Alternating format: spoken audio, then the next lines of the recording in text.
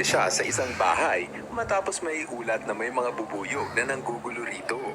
Pagdating ni Gary sa lugar, agad siyang sinalubong ng libu-libong. They went right for my face.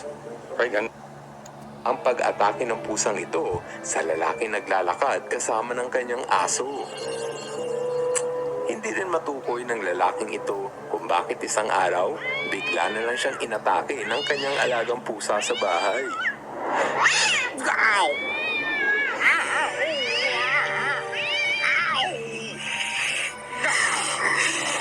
Matapos mo mapanood ang mga nakakatakot na engkwentro ng tao at pusa, dapat mo ngayong